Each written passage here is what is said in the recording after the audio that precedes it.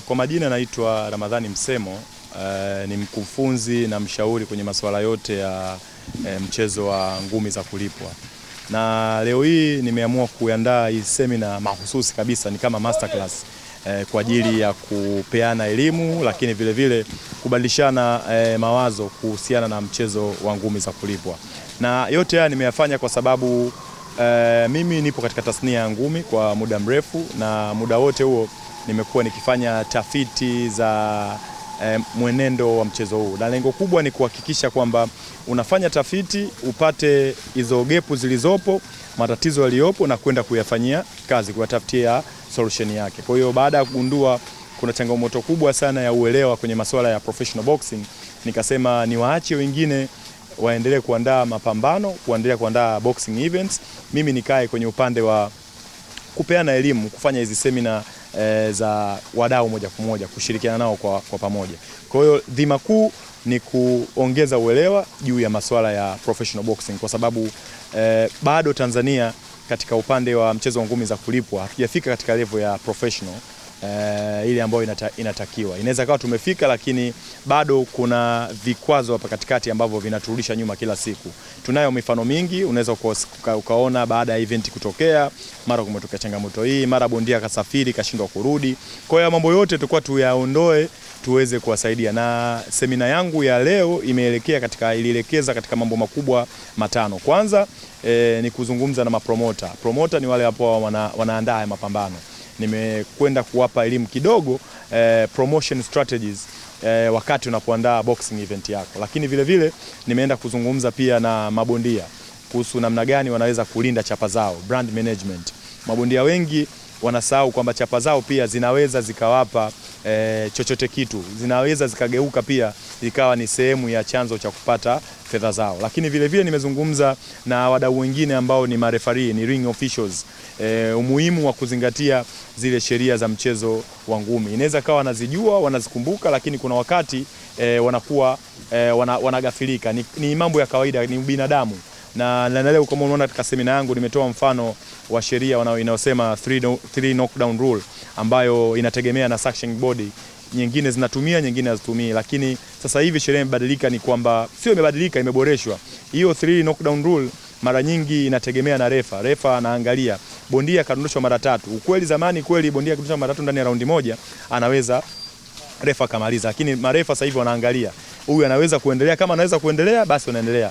Na niwakumbushe tu kwamba referee au ring official katika boxing event yoyote, yeye ndo mtu wa kwanza kwenye ring kufanya maamuzi kwamba anajua bondia huyu anaweza kuendelea au hawezi kuendelea pale anapoona amezidiwa. Lakini lengo lake la pili ni kuhakikisha analinda afya za mabondia wanaopigana. Kwa hiyo una vitu vingi sana ambavyo nimejaribu kuwaelekeza, lakini vile vile nimezungumza umuhimu wa kutumia vyombo vya habari.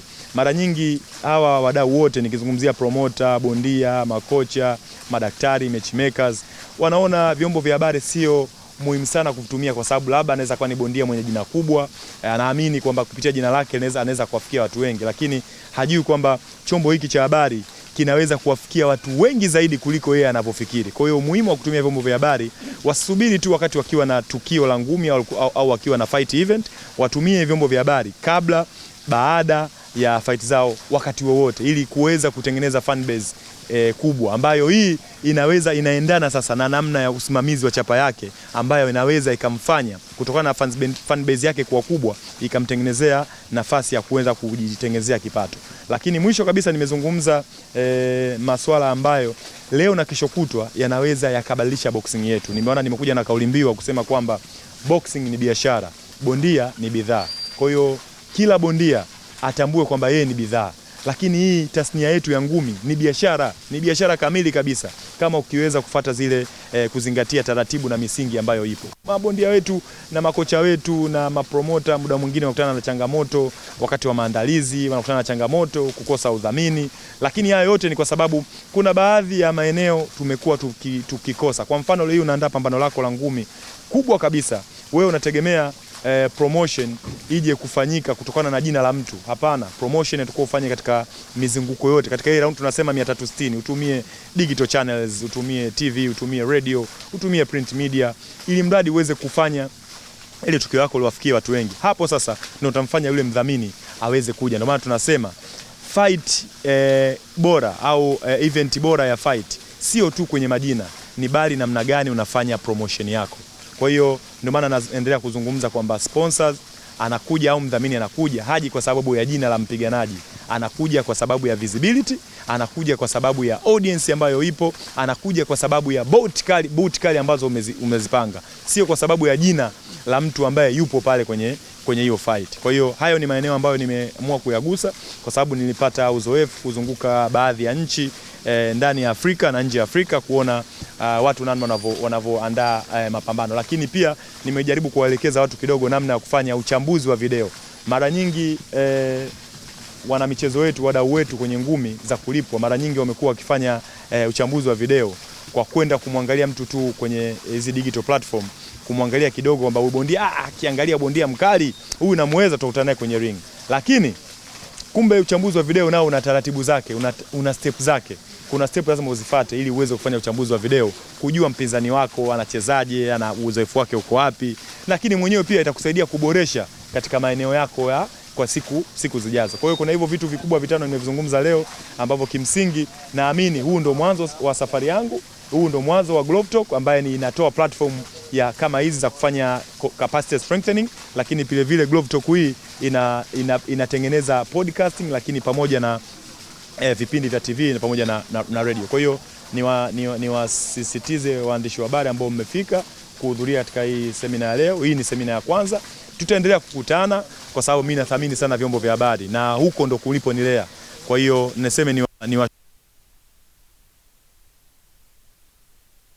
zungumza kwamba boxing ni biashara na bondia ni bidhaa. Tuitengeneze boxing yetu ya Tanzania iende katika professional level. Sasa hivi tupo katika semi professional, sehemu yao ya kujipatia ajira. Wasigeuze boxing kama sehemu tu ya kupita, kama sehemu ya by the way. Hii ni biashara kamili kama biashara nyingine, na hii ni kazi kamili kama kazi nyingine. Experience nilipata Bangkok ni mazoezi na nidhamu katika uongozi wangu, management yangu na makocha na kimchezo zaidi ya. Imekuwa rahisi ama ngumu kiasi gani kupata ushindi nje ya nchi, kwa sababu tumekuwa tunaona mabondia wanapata tabu sana, lakini kwako wewe ni rahisi ama ngumu kiasi gani? Urahisi umekuja kwa sababu ya mazoezi yangu ambayo nilikuwa nimejipangia na uongozi wangu kukaa kambi kwa muda mrefu, na kama nakumbuka mara kwanza tulitoa draw mechi nilishinda kiwa wao kanipa draw, lakini sasa hivi walirudi tu nikakaa na makocha na uongozi wangu tukaweka kiti moto tukamaliza pambano kwa knockout. Kwa hiyo pia nashukuru sana uongozi wangu, nashukuru pia waliochangia pakubwa sana ni wadhamini wangu G-Boost, Justifit, Taifa Gas ambao waliweka kambi kwa muda mrefu na nikaenda kuchukua ushindi. Yeah. Sawa, leo bwana tumekutana hapa na wadau wa ngumi, tuko hapa kwa ajili ya jambo kubwa kabisa, tukiwa tunapata hii elimu. Kwako wewe, matukio ya namna hii unafikiri yanatengeneza nguvu na heshima kiasi gani kwenye mchezo huu wa masuala? Matukio ya namna hii ya leo kwamba ujue watu wengi wanakuwa wanashindwa kujua, kwa sababu ndio kama hivi nimejitokeza kuja kujifunza.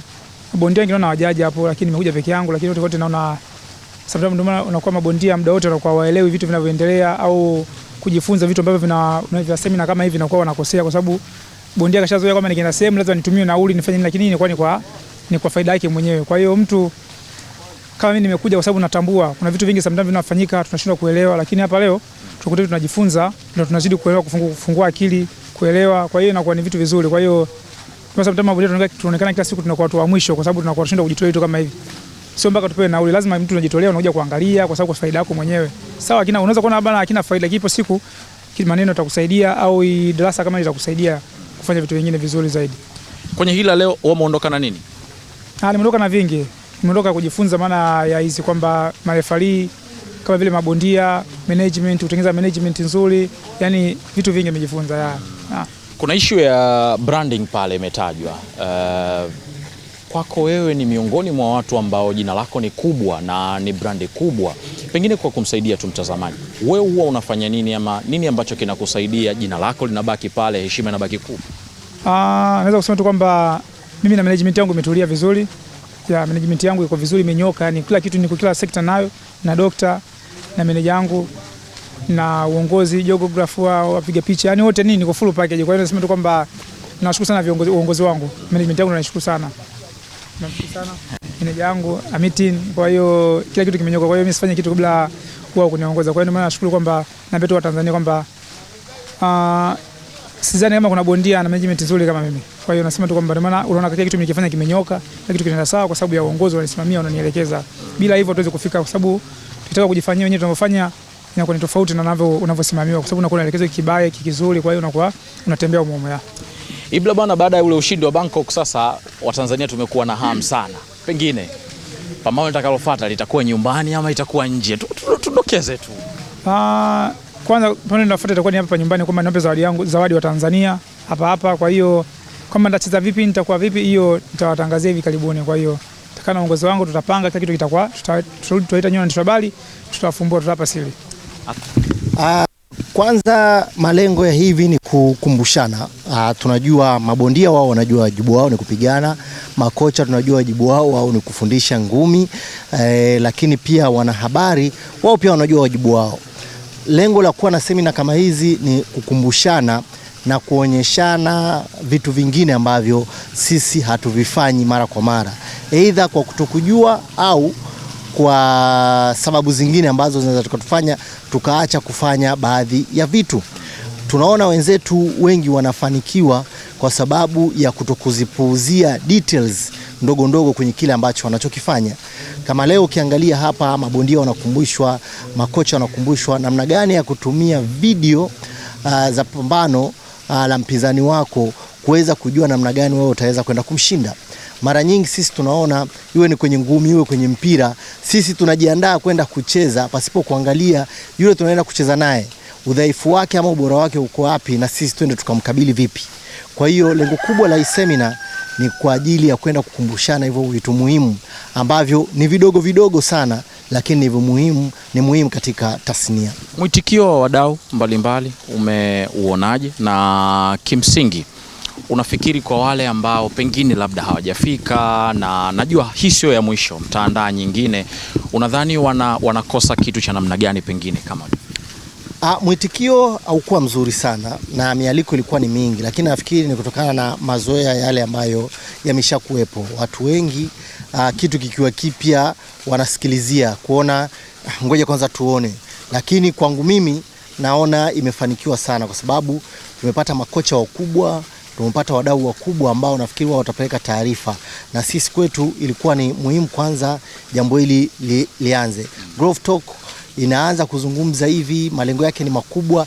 Naamini kwa wao ambao wamekuja leo, kile ambacho wamekipata, kesho wakisikia kimeandaliwa kitu, kitakuja kingine na kingine. Kwa hiyo tusitize tu wadau kwamba zinazoandaliwa hizi semina ambazo haujajiwi chochote, hakuna kiingilio chochote, ni muhimu kwa sababu hakuna upuuzi mtupu wanasema. Kabisa. Unawaambiaje sasa wale wengine ambao pengine wako sehemu za mbali na hapa ambako mmefanyia hii Grove Talk, itakuwa inawafikia pia na wao?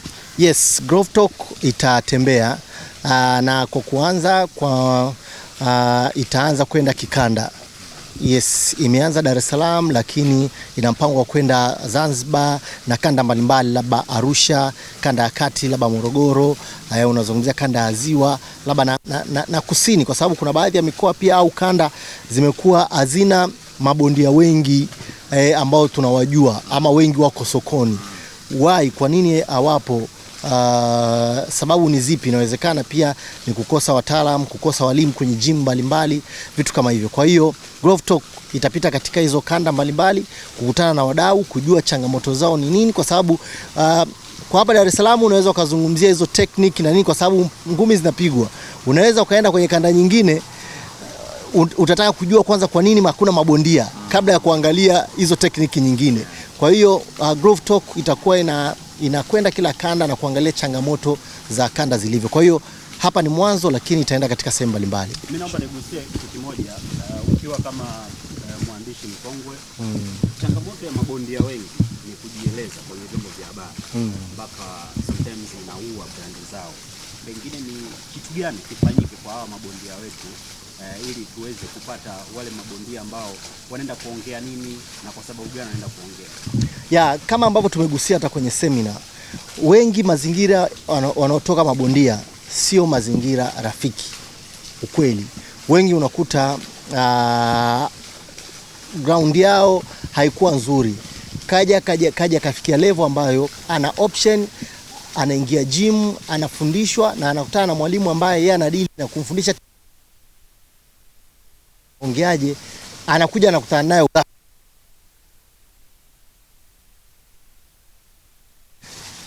kuna chochote cha maana anachoweza kuzungumza zaidi. Anaweza akasema tu sasa hivi nimemaliza huyu, namtaka bondia huyu, nataka huyu turudiane na vitu kama hivyo, kwa sababu hawaandaliwi.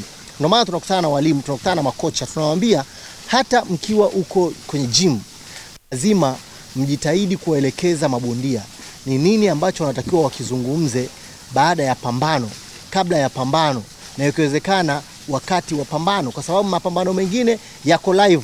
Hakuna hata muda wa mwandishi ama editor kwenda kuedit. Ukisema ndio umeshasema. Kwa hiyo nini ambacho wanatakiwa ukizungumze, kwa sababu kuna wengine wana ujuzi mwingine mbali tu kupigana, lakini ukipata nafasi ya kuwekewa mic, wakati mwingine usione aibu, tunasema kujimaliza, kujielezea wewe ni nani. Kwa majina naitwa kocha Mohamed Kash, kocha wa Manzese Boxing Club, pia ni mjumbe wa kamati ya utendaji ya chama cha makocha ngumi za kulipwa Tanzania. Leo tumekuja hapa, kulikuwa na semina ambayo semina hii ukijumla ilikuwa na ongelea masuala mazima ya boxing, masuala ya mabondia, masuala ya mablandi za mabondia, masuala ya makocha pamoja na promotion, yani kwa maana ya mapromota. Kijumla mabondia hawafeli, isipokuwa kuna kasoro ndogo ndogo ambazo ndo kama hizi semina tunazopata zinatuweka katika njia sahihi ambayo kama bondia professional anatakiwa aende katika njia hiyo. Sio sahihi, na ndio maana hapa semina hizi zinakuwa na cheni ya mlolongo wote ambao upo ndani ya boxing, kuanzia makocha na bondia pamoja na mapromota ambao kwa maana wakuzaji wote kwa pamoja. Mimi nimeondoka na vingi tu. Kiujumla swala lazima la blandi, jinsi gani nitaenda kuongea na mabondia wangu wawe na uelewa jinsi gani ya kuzungumza na vyombo vya habari, jinsi gani ya kujiblandi kama mabondia, na jinsi gani ya kulinda blandi zao. Maana unaweza kuitengeneza blandi, lakini kuna kuilinda blandi sasa baada ya kuwa tayari umeshaitengeneza blandi yako. Kwa majina naitwa Nawawi Abdul Bari Ahmad, majina ya cheti, lakini kikaria naitwa Kudus. Mimi ni bondia wa ngumi za amateur, lakini pia nacheza na professional boxing. Sawa, lakini pia kuja hapa leo katika semina hii elekezi, nimekuja kama mwakilishi wa chama cha ngumi cha wilaya Kigamboni Boxing Association, yani KBA. Kwa tumekuja kushiriki semina ambayo elekezi na tumejifundisha vitu vingi sana. Tunamshukuru muandaaji brother Ramadhani Msemo, lakini tunawashukuru wote kwa sababu ndani ya semina hii tumepata kujua vitu vingi vinavyotuzingatia sisi kama bondia kubwa ambao naondoka nalo kulinda bondia brandi. Lakini pia niliuliza maswali ambayo niko na dukuduku kwa muda mrefu kutokana na changamoto ambazo mabondia tunapata kuhusu kudhulumiwa sometimes matokeo. Kwa hiyo leo nimejua kumbe tuna uhalali wa kupata scorecard. Lakini namshukuru pia kocha ama katibu wa makocha ameongea vitu ambavyo vimetupa fikra au vimetufungua. Kubwa zaidi ambalo nimelipenda, katibu kocha Mbogo ametoa ahadi ya kuandaa semina elekezi kwa makocha wa gym zote na mabondia kuhusu jinsi ya kujiandaa na fight, lakini pia na mambo mengine. Mabondia wenzangu ambao watasikiliza, wataangalia hii kitu, watakubaliana na mimi kwamba tuna changamoto kubwa sana tukiwa tunaenda kwenye fight. Kwanza unakuta bondia unaweza ukachezeshwa sparring hata siku 3 kabla ya game, lakini leo hii kupitia hii semina katibu wa makocha kocha Mbogo amesema kwamba hilo jambo sio vizuri. Kwa hiyo ni mambo mengi ambayo tumefaidika kupitia hii semina. Kubwa zaidi na maswali ambayo tulikuwa tuna madukuduku nayo tumeuliza na tumefaidika kupitia hivyo vitu. Hilo tu.